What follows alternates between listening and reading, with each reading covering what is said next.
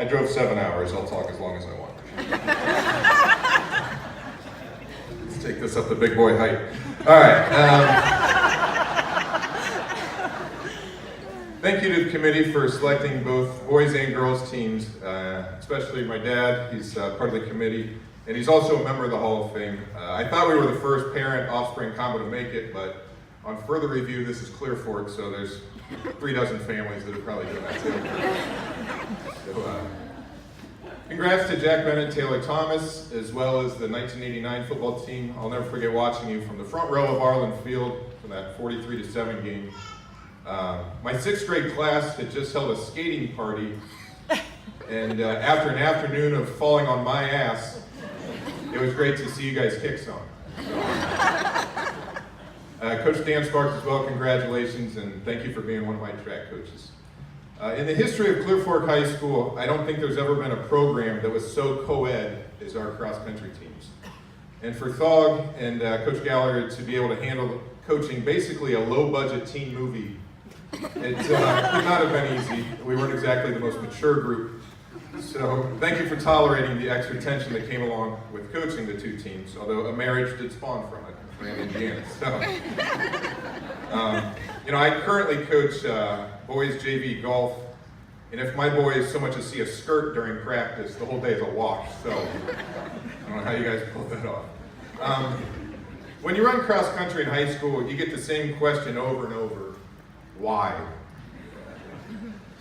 Why not play golf? It's free. Why not play football and be a part of the Friday night lights in front of the whole valley?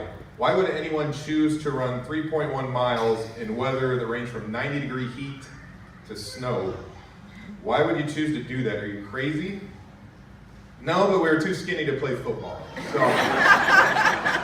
we wanted to. We played football before and after our meets, but not with that. Well, we probably were a little crazy too, but I think we knew something at the time, even though we were an odd bunch. Before meets, we were the team carrying around a boombox, blaring whatever disco CD Randy Poor bought that week with his lunch money he saved up. That's right, he lost 20 pounds so he could afford the Saturday Night Fever soundtrack. He saved his lunch money for that. Thank you to Michael and Miriam Hamilton for always having fresh batteries for Joe's stereo and all the rides, and thank you to all of our parents for giving up your Saturday mornings. Before races, we had a blast playing football. We acquired souvenirs from other schools illegally.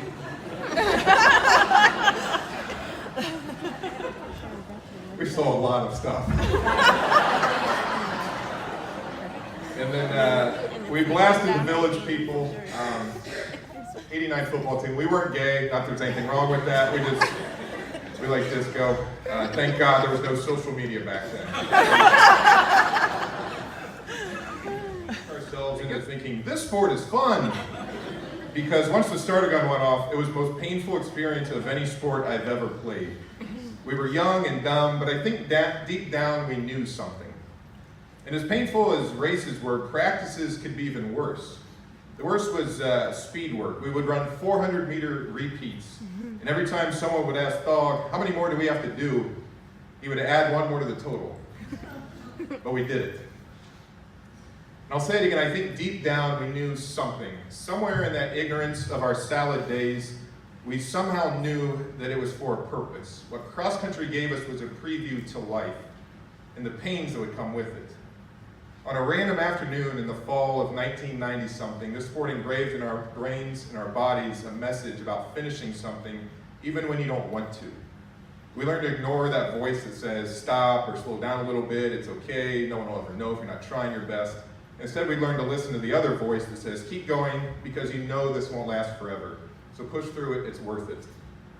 And there have been those times in life where those same 2 voices battle it out. And us runners, as crazy as we were, we had already trained for these moments.